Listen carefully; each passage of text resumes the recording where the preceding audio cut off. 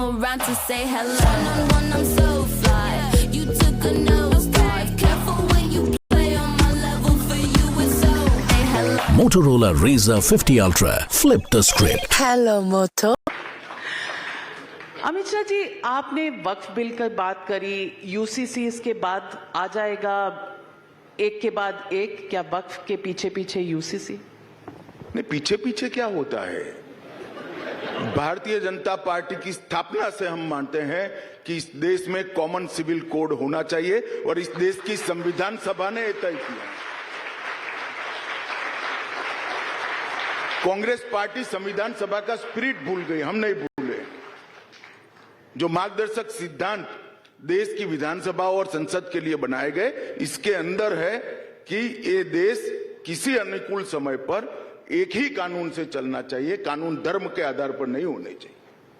और मेरी पार्टी की स्थापना हुई तब से एक भी घोषणा पत्र ऐसा नहीं है जिसमें हमने नहीं कहा है कि हम यूसीसी लेकर आएंगे। पीछे आगे क्या होता है, हमारा कमिटमेंट है। हमने कहा था 370 हटाएंगे, हटा दिया। हमने कहा था राम मंदिर बनाएंगे, बना दिया। और हमने कहा था यूसीसी लेकर आएंगे, यूसीसी भी आएगा। आपके अलायंस पार्टनर्स, क्योंकि अब तो कोalition की वो हम पर छोड़ दो ना थोड़ा बहुत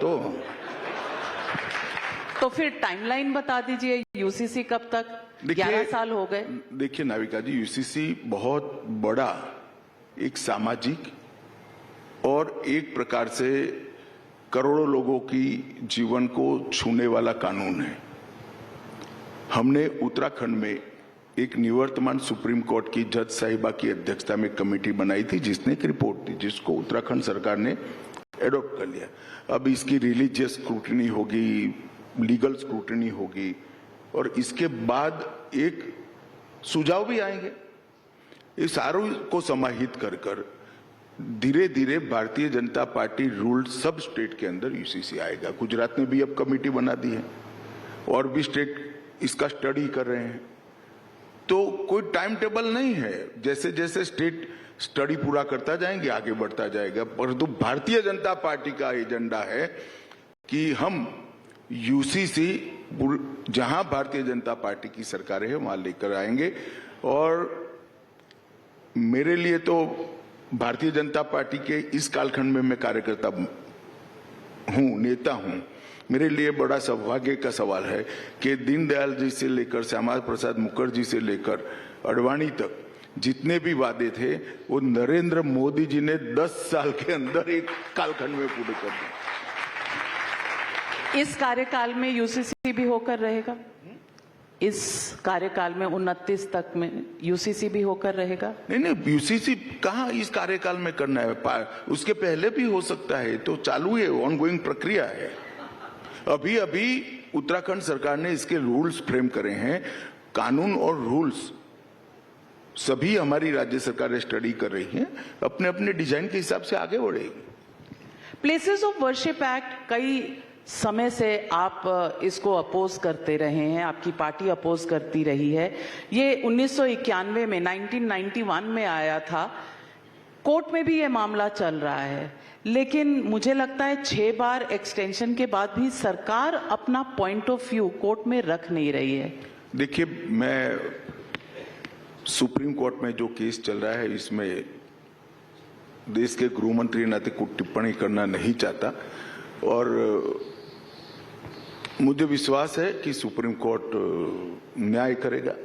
सभी पक्ष अपना अपना पक्ष जरूर रखेंगे और उचित समय पर इसको सुप्रीम कोर्ट का जो आदेश है वो आ जाएगा। इतना तय है कि जो सुप्रीम कोर्ट का ऑर्डर आएगा इसका हम पालन करेंगे। लेकिन सरकार अपना पक्ष ही नहीं रख रही, आपने माइंड मेकअप नहीं किया? रखेगी ना नाविका जी, चर्चा होती है, डेमोक्रेसी है, फैमिली नहीं चलाती है, हमें विस्तृत चर्चा करनी पड़ती है।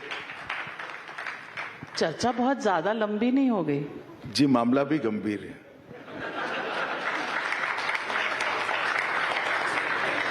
एक और मुद्दा है जो बहुत सी पॉलिटिकल पार्टीज को इस वक्त टेंशन दे रहा है, वो है डीलिमिटेशन का मुद्दा।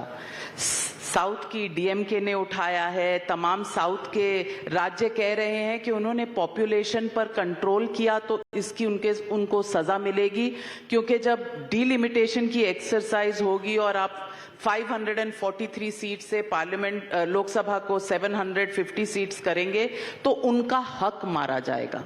देखिए नाविका जी, 2026 में तमिलनाडु में चुनाव है।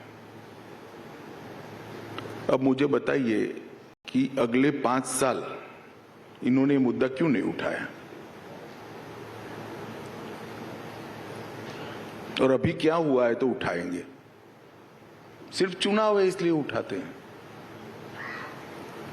आज 2026 में डिलिमिटेशन का मामला उठाने का तर्क क्या है? क्या सरकार ने डिलिमिटेशन एक्ट लेकर आई है? क्या नहीं लाई है? क्या सरकार ने घोषणा करी है कि इस पद्धति से हम डिलिमिटेशन करेंगे? नहीं करी है। तो 5 साल आप चुप कर कर भ्रष्टाचार कर कर घर भरते रहे, जब हारने की कगार पर आ गए तब डिलिमिटेशन, लैंग्वेज, ये सारे इश्यू उठा रहे हो। तमिलनाडु की जनता समझती नहीं है।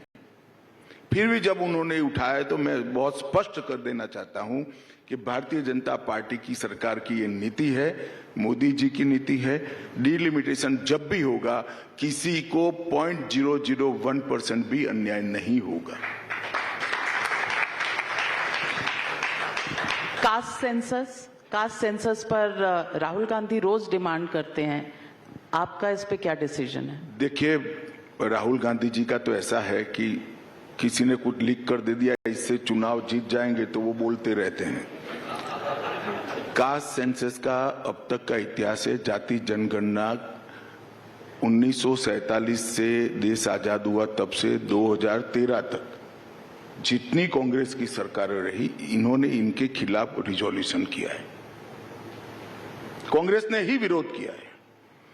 दूसरी बात, 2013 में एक सामाजिक सर्वेक्षण कराया गया, उसमें जाति की गणना की, इसको जस का तस छोड़ दिया। 11 में कराया मगर उसको जस का तस छोड़ दिया, रिजल्ट भी नहीं, क्योंकि 48 लाख जाति आ गई थी। अब हम टेक्नोलॉजी का उपयोग कर क्या क्या पॉसिबिलिटी है, कैसे कर सकते हैं, उपजाति क्या होती है, सारी चीजों पर अभी काम कर रहे हैं। जैसे ही तय हो जाएगा हम सार्वजनिक करेंगे उसको। पर जाति जनगणना होगी। मैंने क्या कहा, किस प्रकार से जनगणना करेंगे वो जैसे ही तय हो जाएगा हम इसको सार्वजनिक करेंगे। राहुल गांधी ये भी कहते हैं कि मेरिट का आइडिया सही नहीं है, रिजर्वेशन। मुझे कांग्रेस पार्टी की पॉलिसी ही लगती है, वरना ऐसे ऐसे अध्यक्ष न बनते मेरिट नहीं देखते। तो आप समझते हैं मेरिट, क्योंकि मैं नहीं समझता, राहुल जी समझते हैं। लेकिन 4% मुस्लिम रिजर्वेशन इन कॉन्ट्रैक्ट्स है, इस पर आपने और आपकी पार्टी ने ऑब्जेक्शन उठाया है। संविधान में अगर ये अलाउड नहीं है तो आप अब तक कोर्ट क्यों नहीं गए? देखिए, कोर्ट में जाने के अलावे भी कई रास्ते हैं, और जब पॉलिटिकल पार्टियां कोर्ट जाती है, इससे ज्यादा अच्छी बात है कि जिनका अधिकार मारा जाता है वो कोर्ट में जाए। इससे SC, ST, OBC, जब मुस्लिम आरक्षण आप शिक्षा में लेकर आते हो, नौकरियों में लेकर आते हो, तो ST, SC, OBC सबका अधिकार मरता है। और जब 4% आरक्षण कॉन्ट्रैक्ट में लेकर आता हो तो पूरे राज्य का अधिकार का हानि होता है, क्योंकि फिर बड़े रेट से भी जो टेंडर डालेगा उसको ठेका देना पड़ेगा, कॉन्ट्रैक्ट देना पड़ेगा, क्योंकि वो भरने वाला मुसलमान है। मैं तो आज के कार्यक्रम के माध्यम से पूरे देश की जनता को पूछना चाहता हूं कि कांग्रेस पार्टी की पॉलिसी है कि कॉन्ट्रैक्टरों में 4% मुसलमानों को कॉन्ट्रैक्ट दिया जाए। कॉन्ट्रैक्ट क्वालिटी और कीमत के आधार पर देना चाहिए या धर्म के आधार पर देना चाहिए, ये देश की जनता को तय करना है। और हमारा संविधान किसी भी धर्म के आधार पर किसी भी प्रकार के आरक्षण को सहमति नहीं देता है। ये जब भी देश की अदालतों में आएगा अपने आप स्ट्रक डाउन हो जाएगा। उनको भी मालूम है स्ट्रक डाउन हो जाएगा, मगर एक लॉलीपॉप पकड़ाने के लिए किया है।